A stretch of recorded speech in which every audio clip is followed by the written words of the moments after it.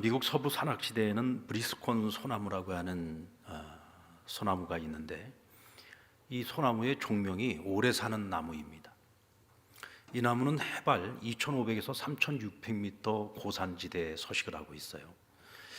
애리조나 대학의 슐만 교수는 이 나무의 수령이 생육하기가 굉장히 힘들고 척박한 환경 속에서 자라는 그런 나무이지만 자그만치 그 수명이 3,000년에서 4,000년 정도가 평균 수명이라고 합니다. 그 중에서도 최고 오래된 나무의 이름을 무두셀라라고 하는 이름으로 명명을 했는데, 여러분 성경에도 무두셀라라는 이름이 나오죠. 성경에 보면은 가장 오래 산 사람의 이름이 무두셀라예요. 969세를 살았습니다. 가장 장수한 사람이죠. 그래서 가장 장수하는 나무인 이 브리스콘 나무, 그 중에서도 가장 오래 산 나무의 이름을 무두셀라라고 지었다고 합니다. 이 나무의 나이가 몇 년이냐? 4,767년. 그러니까 거의 반만 년을 산 거예요. 고산 지역은 평균 최고 기온이 2도, 아무리 온도가 올라가 봐야 2도밖에 안 올라가. 최저 기온이 영하 32도입니다. 웬만한 건 다 얼어버리는 그런 아주 악천후라고 할 수 있죠. 연평균 강우량이 100mm 정도니까 굉장히 건조한 것이고, 또 뭐 비가 내린다고 해도 비가 내리겠습니까? 눈이 내리겠죠. 나무가 생장할 수 있는 기간은 3개월 이하라고 합니다. 이렇게 척박한 환경 속에서 자라는 브리스콜 소나무인데, 이 소나무의 수명이 거의 반만 년을 살아간다는 건 정말 놀라운 일이라고 할 수 있습니다. 그러고 보면 생명 있는 것들이 생존함에 있어서 이 환경이라고 하는 것은 굉장히 중요한 요소죠. 이 좋은 환경 속에서 자라난다는 건 굉장히 축복입니다. 그러나 그것이 전부는 아닌 거죠. 환경이 꼭 절대적일 수는 없다는 것을 오늘 이 나무가 우리에게 증명해 주고 있는 겁니다. 중요한 것은 끝까지 어떤 환경 속에 있든지 그 환경을 극복하고 이기는 자가 그 지역을 장악하게 된다는 거예요. 사막의 최강자인 낙타는 사막을 건너는 배라는 별명을 가지고 있습니다. 낙타가 아니면 사막을 횡단하는 것은 불가능합니다.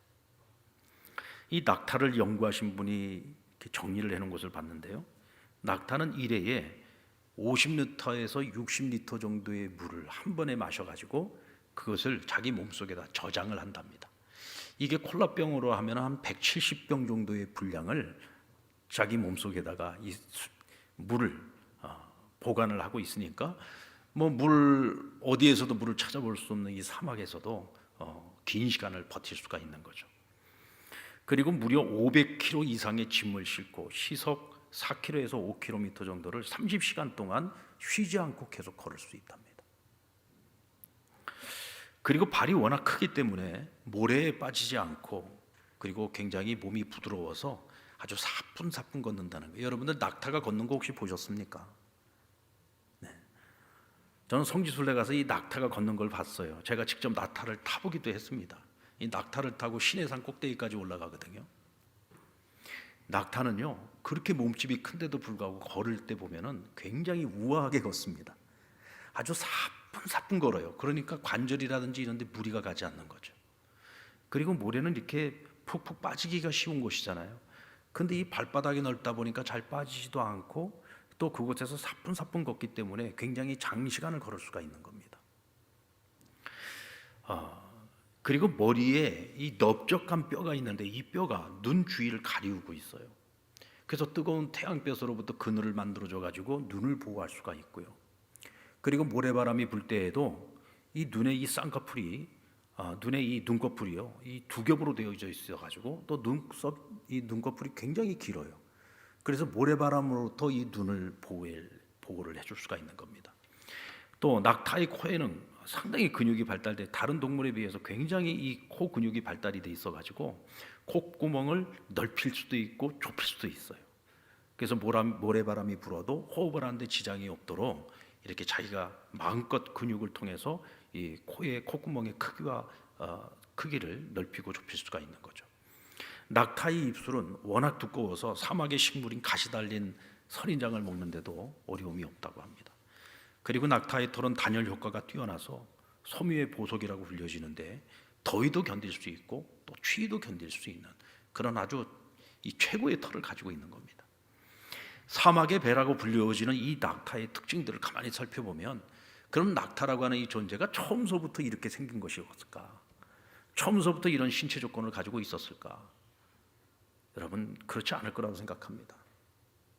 환경이 점점 더 척박해져가는 그 가운데에서 그 환경을 견뎌내고 극복해 나가는 과정 속에서 그 몸이 그 환경에 적응해서 살아가기에 가장 좋은 최적의 몸으로 진화가 되어져 간 거죠. 그러니까 점점 더 강해지고 점점 더 단단해진 겁니다. 브리스콜 소나무나 사막의 낙타나 그들의 공통점이 뭐예요? 척박한 환경에 굴복하지 않고 그 환경을 극복하기 위해서 끊임없이 애쓰고 노력하는 과정 속에서 결국은 환경을 지배하는 자가 될 수 있었다는 거죠.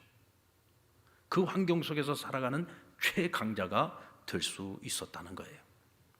오늘 본문에서 바울은 나는 어떠한 형편에든지 나는 자족하기를 배웠다라고 말씀하고 있습니다. 어떤 형편입니까? 오늘 지금 바울이 말하고 있는 이 형편이라고 하는 것은 나는 비천에도 처할 줄 알았고 나는 풍부에도 처할 줄 알아. 내가 모든 일, 배부름, 배고픔, 풍부, 궁핍, 이 모든 것에 내가 일체의 비결을 배웠다 그랬어요. 여러분, 사람이 좋은 형편에서 살고 좋은 환경에서 삽니다. 그렇다면은 자기에게 주어진 그 환경에 만족하고 살아가는 사람들이 굉장히 많겠죠. 어느 누가 보더라도 야, 저 사람은 모든 걸 다 갖췄어. 어떤 것도 부족한 게 없어. 저 사람이 행복하지 않으면 세상에 누가 행복할까? 저 사람이 만족하지 않으면 누가 만족하며 살아갈 수 있을까? 그런데 막상 그 사람에게 찾아가서요, 당신 행복합니까? 하고 물어보면 나는 행복합니다, 나는 만족합니다, 이런 대답 듣기가 쉽지 않아요. 왜 그럴까요? 여러분, 만족에는 끝이 없죠. 아무리 가져도 만족이 없어요. 행복할 수 있는 모든 조건을 다 가지고 있어도 늘 그 조건을 바라보면서 만족하려고 하는 사람들에게는 만족이라고 하는 걸 기대하기가 어려운 겁니다. 어떤 사람은 많이 가지고 있어도 그 가진 것에 만족하지 못해서 늘 불행하다고 생각하고, 어떤 사람은 가진 것이 별로 없는데도 늘 감사하고 행복하게 살아가는 사람들이 있어요. 그러니까 이 행복이라고 하는 것이 소유에 있는 것이 아니라, 환경에 있는 것이 아니라 결국은 그 사람의 마음에 달려 있다는 것을 우리가 알 수 있습니다. 환경을 대하는 그 사람의 마음의 자세와 태도를 따라서 행복하냐 행복하지 않느냐가 결정이 될 수 있는 거지, 결코 환경이나 조건이 그 사람을 행복하다 행복하지 못하다라고 판단하기가 어렵다는 겁니다. 그럼에도 불구하고 배부름과 풍부한 환경, 이것은 배고프고 궁핍함에 처한 환경보다는 그래도 좀 더 나은 환경이라고 할 수 있습니다. 근데 오늘 바울이 말하고 있는 이 가난과 굶주림, 배고픔, 이것은 여러분 인간이 경험할 수 있는 최악의 상황을 지금 말하고 있는 거예요. 바울이 지금 이 빌립보서를 기록을 할 때에 그가 처했던 환경은 어떤 환경이었습니까? 로마의 감옥에 갇혀져 있어요. 부자유한 몸이었습니다. 매여 있는 몸이었습니다. 자유를 얻지 못한 몸이었습니다. 그 안에서 내가 할 수 있는 것이 무엇이 있을까요? 그럼에도 불구하고 그는 자신에게 처해 있는 이 환경을 한 번도 탓한 적이 없어요. 하나님 원망할 수도 있지 않겠습니까? 하나님, 내가 주님을 만나고 난 그 이후로 내가 평생을 이렇게 고생을 했습니다. 복음을 위해서, 나를 위한 인생이 아니라 주를 위한 인생을 살면서 내가 얼마나 고생을 많이 했습니까? 매를 맞게도 죽도록 매도 많이 맞았고, 감옥에도 갇혔고, 죽을 고비를 수도 없이 넘기면서 여기까지 살아왔습니다. 그러면 내 인생 말년은 조금 나아야 되지 않겠습니까? 그런데 이렇게 감옥에다가 쳐놓고 아무것도 지금 못하게 만드시지 않습니까? 그리고 하나님 원망하고 불평할 수도 있잖아요. 근데 모세는 그러지 않았어요. 주어진 그 환경이 지금 감옥이라고 할지라도 하나님 나를 이곳에 있게 하신 데는 분명히 이유가 있다. 여기서 내가 해야 할 일이 무엇일까? 그걸 끊임없이 고민하면서 그는 끝까지 거기서 마지막에 목을 배임당해서 순교를 하는 그 순간까지 그는 자신이 해야 될 일을 찾아서 거기서 최선을 다해서 끝까지 그 길을 걸어갔습니다. 만약 환경을 탓하면서 시작도 해보기 전에 포기하는 분들이 계신다면 우리는 바울 앞에서 다시 한번 생각을 좀 해봐야 됩니다. 그는 복음을 위해서 많은 고생을 했어요. 그러나 끝까지 그 사명 감당합니다. 오늘 저와 여러분들 중에 바울보다 더 척박한 환경 속에 지금 처해 있는 분들이 있습니까? 바울보다 더 고생하고 바울보다 더 힘들고 어려운 환난을 겪고 계시는 분들 계신가요? 만약에 그런 분들이 여기 한 분이라도 계신다고 할지라도 한번 잘 생각해 봅시다. 바울은 그런 고생을 나 하나의 어떤 영달을 위해서 그런 고생을 한 게 아니에요. 하나님 나라 하나님의 영광에 의해서 주의 복음을 위해서 그 길을 걷다가 그런 고생을 한 거예요. 그런데 우리가 바울보다 지금 더 척박한 환경에 처해 있다고 할지라도 우리가 주님을 위해서 당하는 고난입니까? 아니면 내가 어리석고 미련없고 지혜롭지 못하고 내 욕심을 내려놓지 못해서 당하는 고난입니까? 우리가 이것을 잘 비교를 해보자고요. 그래서 우리는 어떠한 경우에도 어떤 환경 속에 있다고 할지라도 이 환경을 핑계 삼아서 불평하거나 원망해서는 안 된다는 거죠. 아버지가 알코올 중독자인 가정에서 자란 두 친구가 있었어요. 근데 한 친구는 아버지처럼 똑같이 알코올 중독자의 길을 걸어가고 또 다른 친구는 오히려 정상적이고 건강한 가정에서 자란 그런 친구들보다 더 훌륭한 사람이 되었습니다. 그 이유가 뭐일까요? 똑같은 환경이었지만 그 환경을 대하는 그 마음의 자세와 태도가 달랐던 거죠. 알코올 중독자가 된 이 친구는 자기 운명을 탓하면서 사는 거예요. 내가 어쩌다가 저런 아버지를 만나서, 나는 왜 이렇게 불행한 운명을 가지고 태어났을까? 나는 왜 이런 환경에서 태어났을까? 끊임없이 자기 환경을 탓하고 자신의 그 불행한 운명을 탓하면서 그냥 인생을 막 살아버린 거예요. 그러니까 아버지와 똑같은 길을 걸어간 겁니다. 근데 또 한 친구는 내가 잘못되면 우리 집은 희망이 없다. 아버지 때문에 온 가족이 고생을 하고 그 주변 사람들이 고생하는 모습을 보았단 말이죠. 나는 절대로 우리 아버지 같은 인생은 안 살아야 되겠다. 그래서 남들보다 2배, 3배 더 열심히 공부하고 더 노력한 거예요. 평생을 살면서 술은 입에도 되지 않았어요. 난 절대로 아버지 같은 인생 안 살려고 열심히 노력을 한 거죠. 그래서 오히려 정상적인 가정에서 자라는 자기 친구들보다 더 훌륭한 사람이 될 수 있었던 겁니다. 그러니까 어떤 경우에도 우리는 환경을 탓할 필요가 없어요. 내게 주어진 환경이라고 한다면 이 환경은 내가 극복해야지 될 대상이지 원망의 대상이 되어서는 안 된다는 겁니다. 그러면 우리에게 더 나은 미래를 기대하기가 어려운 것이죠. 결국 환경을 대하는 자세와 태도, 환경이 문제가 아니라 우리 자신이 문제라는 것을 우리는 알 수 있습니다. 특별히 우리 그리스도인들은 어떠한 경우에도 환경을 탓하거나 원망하면서 우리가 스스로 더 나은 인생을 살아갈 수 있는 기회를 스스로 차버리면 안 됩니다. 바울이 그 척박한 환경 속에서 끝까지 해내는 인생을 살아갈 수 있었던 이유가 뭘까요? 그가 남들보다 더 특별한 어떤 능력을 가지고 있었기 때문입니까? 여러분, 바울이나 우리나 별 차이 없는 사람들이에요. 똑같이 육체를 가지고 있고 똑같이 연약한 사람들입니다. 그가 처한 환경 속에 우리가 처한다면 똑같이 힘들고 우리도 역시 힘들고 극복하기 어려운 그런 환경들이죠. 그럼에도 불구하고 바울이 그 환경 속에서 자기가 해야 될 그 사명을 끝까지 완수할 수 있었던 이유는 오늘 13절에서 뭐라고 말하고 있습니까? 내게 능력 주시는 자 안에서 내가 모든 것을 할 수 있다 그랬어요. 나는 할 수 없어요. 나의 이 연약한 나의 의지와 내 이 몸과 내 이 육체를 가지고는 도저히 감당할 수 없는 시험이에요. 그러나 내게 능력 주시는 자 안에서는 내가 모든 것을 할 수 있다. 내게 능력 주시는 자가 누굽니까? 예수 그리스도시잖아요. 여러분, 예수님이 바울에게만 능력을 주실까요? 오늘 이 세상을 살고 있는 저와 여러분도 하나님의 자녀잖아요. 그리스도 안에서 우린 다 하나님의 자녀된 권세를 갖고 있잖아요. 하나님께서는 여전히 우리도 도우시는 거예요. 주님께서는 우리에게도 똑같이 능력을 주십니다. 그런데 문제는 우리가 능력을 받으려고 하지를 않아요. 왜? 늘 환경만 탓하고 있으니까. 나는 이래서 안 되고 저래서 안 되고 난 이래서 못하고 저래서 못하고 늘 환경만 핑계를 대고 있으니까 하나님은 우리에게 능력을 주시고 싶어도 우리가 받을 준비가 안 되어져 있는 거죠. 모세는 출애굽의 지도자로 하나님께 부름받을 때 이 핑계 저 핑계 많은 핑계를 대면서 난 못합니다 거절했습니다. 나이 80의 모세 아닙니까? 누구보다도 내가 나 자신을 잘 아는 거죠. 이미 다 늙은 내가 이제 와서 무슨 그런 큰일을 하라는 얘기입니까?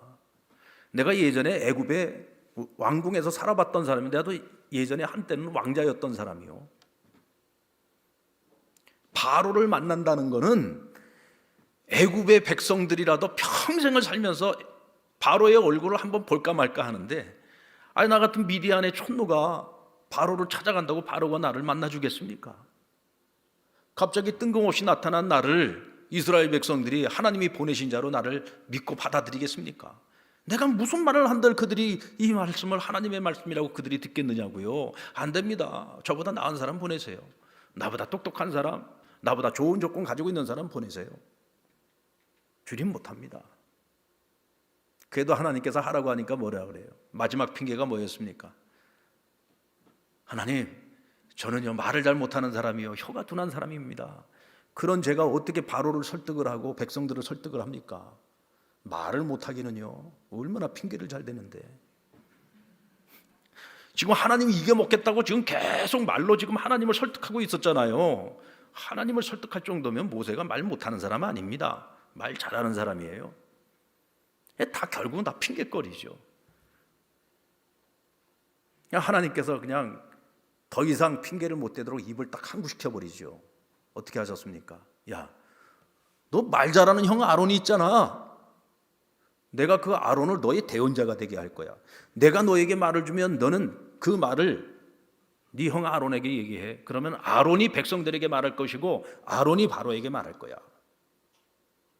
아무리 핑계거리를 대도 결국 하나님께서 더 이상 그 핑계거리가 되지 못하도록 만들어 버리신단 말이죠. 왜? 우리 하나님 스스로 계신 분이에요. 창조주 하나님이에요. 전능하신 하나님이에요. 근데 그 하나님께서 뭐라고 하십니까? 내가 너와 함께 할 거야.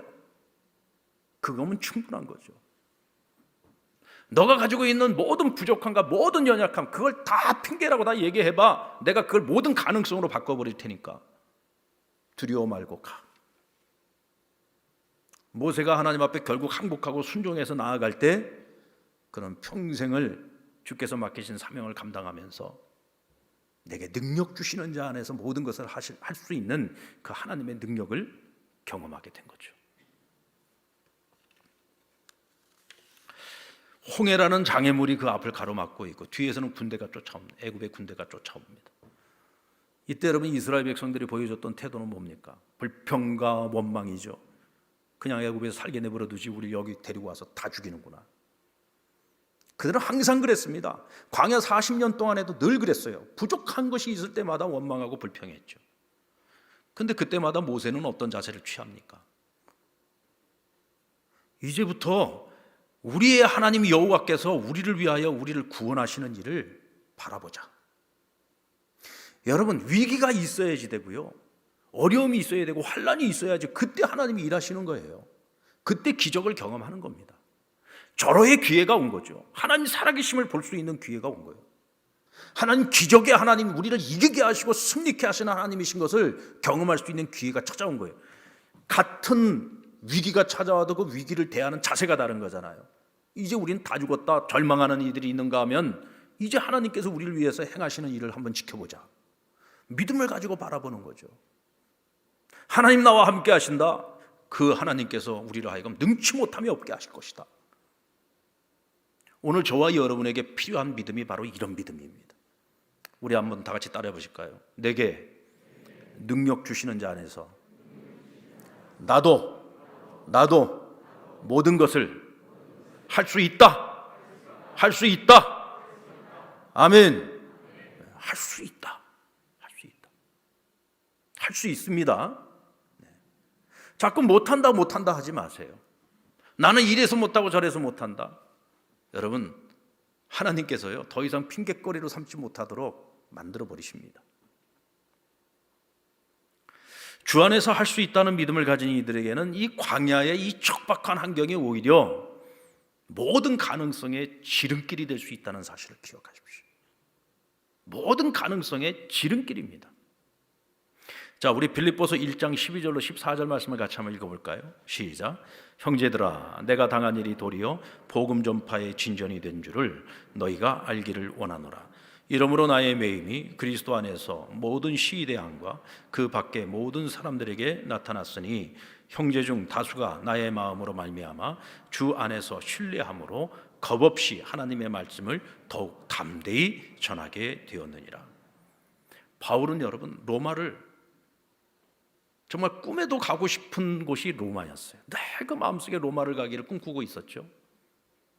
근데 지난 시간에 제가 말씀드렸던 것처럼 하나님께서 돈 한 푼도 들이지 않고 가장 좋은 배에다가 로마의 군사들 호위까지 받으면서 하나님께서 로마로 가게 하셨어요.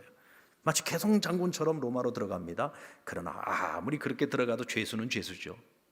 죄수의 몸으로 로마에 간 거예요. 근데 처음부터 감옥에 들어간 것이 아니라 처음에는 셋집에서 감금이 된 상태에서 로마 경비대에 감시를 받는 처지였습니다. 그러니까 밖으로 함부로 돌아다닐 수가 없는 거죠. 그러나 그 집에 찾아오는 사람들은 만날 수가 있었고 그들에게 복음을 전할 수 있었다고 성경은 말하고 있습니다. 근데 그것이 이래 동안 주어진 축복이었습니다. 그러나 그 이래가 지나고 난 이후에 그는 로마의 감옥에 들어가게 됩니다. 시위대 뜰 안에 있는 감옥이었습니다. 황제의 친위대가 지키고 있는 감옥이었습니다. 하루 종일 24시간 동안 3교대로 8시간씩 이 친위대 군사들이 이 감옥을 지키면서 죄수들을 철저하게 감시하는 그런 아주 철통 같은 감옥이었습니다. 살벌한 감옥이었습니다. 중죄인들이 들어오는 그런 감옥이었습니다. 그런데 그런 감옥에 갇혀있는 바울이 뭐라고 얘기합니까? 내가 복음을 전파함에 있어서 내가 이와 같이 감옥에 매여 있는 것이 오히려 도움이 되었다는 거예요. 복음 전파의 진전이 되었다라고 말하고 있습니다. 여러분 이게 말이 되는 얘기입니까? 내 몸이 자유로워야죠. 어디든지 마음껏 돌아다니면서 복음을 전할 수 있어야 복음의 진전이 되는 것 아닙니까? 감옥에 갇혀 있습니다. 지금 감옥에 갇혀 있는 바울이 할 수 있는 것이 무엇이 있을까요? 우리 같으면은요, 내가 여기서 뭘 할 것이 있어? 무엇을 할 수 있어? 다 포기해버리고 말았을 거예요. 바울은 생각합니다. 왜 하나님 나를 로마까지 오게 하셔서 이렇게 감옥에 갇혀 있게 하시는 걸까? 생각을 하는 거죠. 아하! 하나님께서 나에게 복음 전할 기회를 주시는구나. 왜? 24시간 동안 이 친위대 군사들이 나랑 딱 붙어 있어야 돼요. 바울에게서 시선을 떼면 안 돼요. 철저하게 감시해야 됩니다. 그런데 이 친위대 군사들이 어떤 사람들입니까? 이 전부 귀족의 자녀들이에요. 왜냐하면 황제의 친위대는 황제의 경호부대입니다. 그러니까 언제 암살이 있을지 모르는 거예요. 그래서 가장 믿을 만한 사람들, 가장 믿을 만한 가정의 자제들을 친위대 군사로 삼는 거예요. 로마 황제의 측근들과 가장 가까이 있는 사람들이고 권력의 가장 중심에 있는 사람들이었습니다. 바울은 오히려 내가 감옥에 갇힌 이 상황이 복음을 전할 수 있는 최고의 기회라고 생각을 한 거죠. 감옥에 갇히지 않았으면 내가 어떻게 이 로마의 친위대 병사들을 만날 수 있을까? 이 군인들 내가 어떻게 만날 수 있을까? 또 그 안에서 많은 귀족들을 만났습니다. 내가 어떻게 귀족들을 만날 수 있었을까? 여러분 바울이 로마에 왔을 때 오는 동안에 유라굴로 폭풍을 만나고 그 가운데서 바울을 통해서 한 사람도 죽지 않고 다 같이 살아왔다는 이 이야기가 로마 전역에 퍼져나가고 있었어요. 게다가 그가 유대 땅에서부터 시작해서 여기에 오기까지 그가 전하는 복음에 관한 여러 가지 많은 소문들이 있었습니다. 로마의 귀족들은 적어도 배운 사람들이잖아요. 배운 사람들은 항상 배움의 목마름이 있어요. 알고 싶은 거에 궁금한 거에 대체 저 바울이라는 사람이 전하는 것이 무엇인가? 그 성경에 보면은 바울이 감옥에 갇혀 있는 동안에도 그를 은밀하게 찾아오는 귀족들이 많이 있었습니다. 그가 전하는 복음이 대체 어떤 것인지 궁금한 거예요. 대체 저 사람이 어떤 사람에게 그런 기적을 행하고 그런 표적들을 행하였는지 너무너무 궁금했던 거죠. 그냥 바울은 감옥에 가만히만 있어도 사람들이 찾아옵니다. 게다가 군사들이 옆에서 지키고 있으면서 3교대니까 계속 사람이 바뀌잖아요. 그들에게 계속 복음을 전하는 거예요. 감옥에서 복음을 전하는데 거기서 무슨 역사가 일어나겠습니까? 여러분 하나님이 그 자리에 함께 하는데 왜 역사가 일어나지 않겠어요? 많은 병사들이 예수님을 영접하고 바울에게 세례받고 구원을 얻고 그리스도인들이 된 거죠. 할렐루야.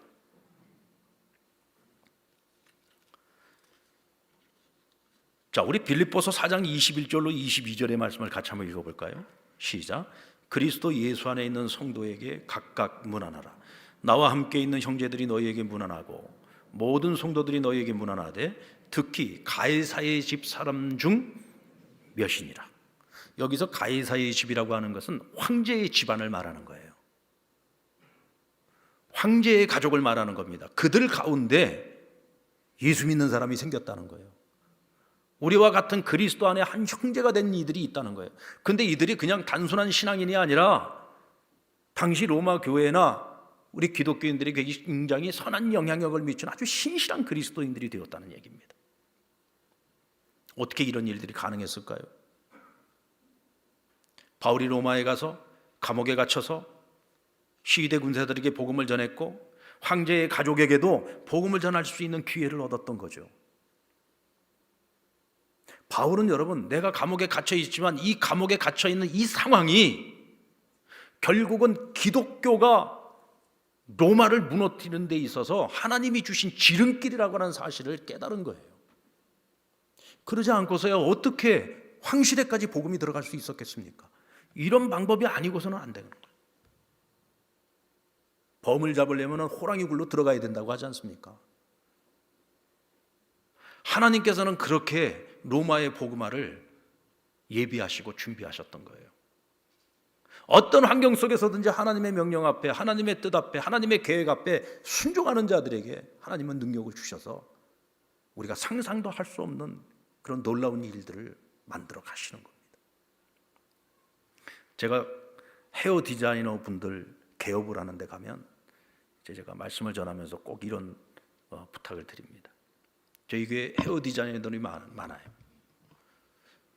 그래서 제가 그분들에게 꼭 부탁을 하는 게 뭐냐면, 사람들이 머리를 하러 올 때 공짜로 하지 않잖아요. 비싼 돈 내고 와서 머리 하잖아요. 그죠? 여러분들 공짜로 하십니까? 예, 돈 내고 하잖아요. 그리고 내 시간을 맡기는 거예요. 내 시간도 맡기고 머리도 맡기고. 그러면 머리를 손질을 해주면서 그냥 머리 손질만 하고 머리 얘기만 합니까? 이런 얘기 저런 얘기 하잖아요. 이런 얘기도 하고 저런 얘기도 하다가 내 살아온 얘기도 하고 내 간증도 하고, 그러다 보면 자연스럽게 복음도 전하고.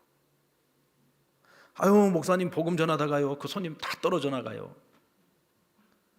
믿음이 그 정도밖에 안 됩니까? 그렇게 해서 그 손님 떨어져 나가면 하나님께서 더 좋은 손님 보내주시겠죠. 아멘. 그런데 하나님이 함께 하시는, 내가 기도하면서 하는 일인데 하나님께서 그 일이 헛된 일이 되게 만드시겠습니까? 한번 해보자는 거죠. 한 달만 해보자. 그러면 수입이 주는 것이 아니라 오히려 하나님께 수입을 더 늘려주실 거다. 우리가 용기가 없어요. 자꾸 환경을 탓하면서요, 여러 가지 많은 이유와 핑계를 대면서요, 못한다는 핑계를 자꾸 대고 있어요. 그러나 능력 주시는 자 안에서 우리는 모든 것을 할 수 있다.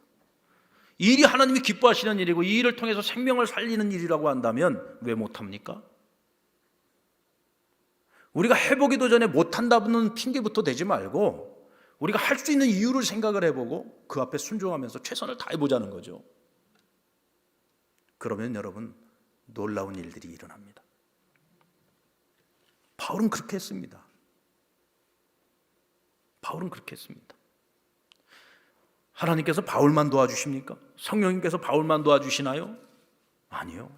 오늘 주 안에 있는 저와 여러분도 도와주십니다. 눈 감으면 보이는 것들의 저자 신승규는 1967년 서울에서 태어났습니다. 9살 나이에 녹내장에 걸리고 그리고 망막박리로 시력을 완전히 잃어버렸어요. 하루는 아버지 친구분이 안과 의사였는데 아버지에게 이런 제안을 했습니다. 이제 네 아들 9살 나이, 이 어린 나이에 이렇게 시력을 다 잃어버렸는데 이 아이가 평생을 살아가면서 얼마나 자기 운명을 비관하고 원망하면서 살겠냐. 그러면 이 아이 인생 완전히 망가지는 거다. 그러니까 네 아들 꼭 종교를 갖게 해라. 그리고 이왕이면은 교회를 나가면 좋겠다. 그러게 가지고 서울맹학교라고 하는 곳을 가게 됐는데 이 서울맹학교는 미션스쿨입니다. 이곳에 가서 채플에서 늘 예배를 드리고 하면서 하나님을 만나게 된 거예요. 하나님을 섬기게 된 겁니다. 그리고 13살 나이 때 미국 순회 공연 중에 오버브롱 맹학교에 초청을 받게 됩니다. 그리고 2년 뒤에 미국으로 유학을 가게 되는데 고등학교 졸업을 할 때 전교 5등으로 졸업을 하고요. 그리고 미국의 아주 명문대학이죠. 아이비리그라고 하는 하버드대, 또 프린스턴, MIT, 펜실베니아 이 명문대학에 합격을 했어요. 그 중에 내가 하나 골라가면 되는 겁니다. 그래서 하버드 대학에 진학을 해서 심리학을 전공했고 또 MIT 공대에서 경영학과 조직학 박사 과정을 마쳤습니다. 신앙의 힘으로 자신의 그 모든 역경을 다 극복을 해낸 거예요. 그리고 세계 최초의 시각장애인 공인재무 분석사로 미국 뉴욕 월가의 세계적인 투자은행인 브라운 브라더스 해리먼의 수석 애널리스트가 됩니다. 부와 명예와 영광을 다 얻은 거죠. 그는 지금도 새벽 3시가 되면 정확하게 일어나서 하나님 앞에 새벽 기도로 하루를 시작을 한다고 합니다. 그리고 자신이 받은 이 하나님의 사랑과 이 축복을 끊임없이 자신을 통해서 자신처럼 어려운 환경과 어려운 여건 속에서 살아가는 이들을 위해서 끊임없이 흘려보내는 일을 하고 있습니다. 여러분, 신순규 씨에게 장애는 자신의 잘못과는 상관없이 어느 날 내게 찾아온 불행이었습니다. 내가 피할 수 없는 척박한 운명이었죠. 그러나 아버지의 친구가 아이로 하여금 기독교 신앙을 갖도록 하라고 하는 그 조언 한마디가 화를 복으로 바꿔놓은 겁니다. 만약 시력을 잃지 않았다면 어쩌면 하나님 못 만났을 수도 있겠죠. 만약 시력을 잃지 않았었다면 미국에 유학을 가는 꿈을 꾸지 않았을런지도 모릅니다. 그런데 여러분, 미국에 공부를 하러 간다고 해서 다 성공하는 건 아니잖아요.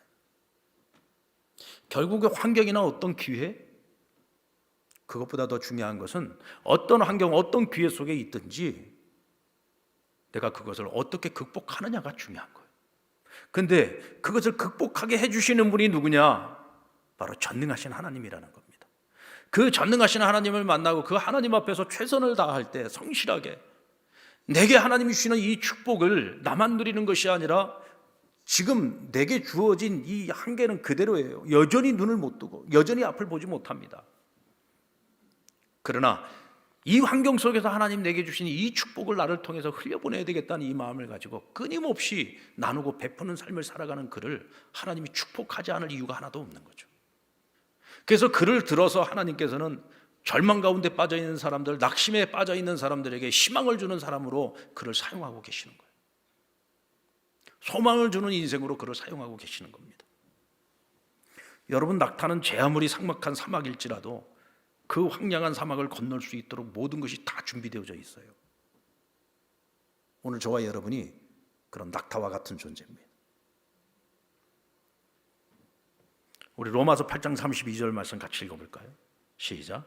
자기 아들을 아끼지 아니하시고 우리 모든 사람을 위하여 내주시니가 어찌 그 아들과 함께 모든 것을 우리에게 주시지 않겠느냐.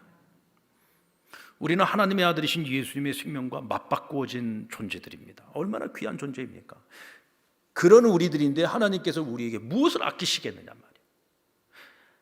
아들을 주신 하나님께서 그 아들과 함께 모든 것을 주실 수 있다는 거예요. 오늘 저와 여러분이 그런 존재입니다. 우리에게 어떤 환경에 어려움이 있다고 할지라도 그 환경을 능히 이겨내고 극복할 수 있도록 하나님이 우리에게 아끼지 않고 모든 것을 다 주실 수 있다는 거예요. 오늘 우리가 해야 될 일은 뭐냐? 좌절하지 말고 절망하지 말고 어떤 환경도 이겨낼 수 있고 극복할 수 있고 능력 주시는 자 안에서 난 무엇이든지 할 수 있다라고 하는 이 믿음을 가지고 나아가면 하나님께서 우리로 하여금 사막을 건너는 배로 만드시는 거예요. 우리가 지금 어떤 환경 속에 있든지 그것이 오히려 축복으로 나아가는 지름길로 만들 수도 있다는 겁니다. 그것을 극복해내는 저와 여러분을 통해서 하나님께서는 이 세상에 희망을 주고 소망을 주기를 원하시는 거예요. 그리고 하나님의 그 전능하심을 드러내고 나타내기를 원하시는 거죠. 오늘 하나님께서 우리에게 요구하시는 것이 무엇입니까? 환경을 보기 전에 먼저 하나님을 볼 수 있는 눈을 가지라는 거예요. 너희에게 어떤 고난이 찾아와 있고 어떤 환경의 어려움이 찾아와 있다고 할지라도 하나님이 너희와 함께 하시면 그것이 너희를 지름길로 인도할 수 있다는 것을 기억하라는 겁니다. 나로서는 할 수 없는 일이지만 그러나 내게 능력 주시는 주님이 함께 하신다면 무엇이든지 할 수 있다는 믿음을 가지라는 거죠. 여러분, 작년부터 진행 중에 있는 이 코로나19라는 전대미문의 전염병으로 우리는 가보지 않은 길을 걸어왔습니다. 제 생각엔 이제 한 4분의 3 정도 걸어온 것 같아요. 이제 많이 익숙해졌습니다. 그래도 우리가 잘 견디면서 지금 잘 걸어가고 있어요. 근데 우리 한번 생각을 해볼까요? 우리가 많이 기도하잖아요. 하나님, 코로나 빨리 종식되게 해달라고. 빨리 종식돼야죠. 그런데 코로나만 종식되면 우리 다 행복해질 수 있습니까? 코로나만 종식되면 우리가 다 자유해질 수 있나요? 코로나만 종식되면 우리가 모든 일에 다 만족하면서 살아갈 수 있습니까? 어쩌면 지금 현재 나는 코로나 때문에 난 너무 불행해, 난 지금 너무 힘들어 라고 생각하시는 분들 계신다면 잘 생각해 보세요. 코로나 이전에도 그분들은 늘 불행하다고 생각했고 늘 만족하지 못하고 살았어요. 그렇다고 한다면 이런 분들은요, 코로나가 끝나고 코로나 이후에도 여전히 만족하지 못하고 살 것이고 여전히 행복하지 못할 겁니다. 그러나 코로나 이전에도 나는 늘 주 안에서 감사하고 늘 행복하고 늘 기쁘고, 어떤 환경에서도 환경을 바라보지 않고 주를 바라보며 살았던 사람들은 지금 코로나 상황 속에서도 주를 바라보면서 살아가기에 힘은 들지만 그것을 이겨내고 견뎌내고 버텨내면서 지금 기쁘게 그 길을 걸어갈 수 있을 거예요. 그리고 코로나가 끝났을 때는 더 나은 미래를 기쁨으로 맞이하게 될 것입니다. 사랑하는 여러분, 어차피 우리 앞에 지금 찾아와 있는 환경적인 어려움입니다. 이것은 우리의 힘만으로 극복할 수 없는 문제입니다. 이건 하나님이 해결해 주셔야 됩니다. 그런데 그때까지 우리가 어떻게 지금 이 환난의 시기, 이 어려운 이 환경을 극복할 것입니까? 힘들어 죽겠다, 못 살겠다, 이러다 망하겠다, 그런다고 해서 우리에게 무슨 길이 있겠습니까? 무슨 소망이 있겠습니까? 어려운 환경은 극복하라고 하나님께서 우리에게 맡기신 겁니다. 그러나 내 힘으로 극복하기는 어렵습니다. 여러분, 하나님을 바라보시기 바랍니다. 하나님을 찾으시기 바랍니다. 능력 주시는 자 안에서 할 수 있는 것이지 내 능력으로 할 수 있는 게 아니에요. 능력 주시는 자 안에서 할 수 있는 것입니다. 바로 내게 능력 주시는 하나님을 찾으시기 바랍니다. 예수 그리스도를 찾으십시오. 성령님을 간절히 부르시면서 성령의 도우심을 구하시기 바랍니다. 이 믿음 가지고 주 안에서 무엇이든지 할 수 있는 저와 여러분 될 수 있기를 주의 이름으로 축원합니다.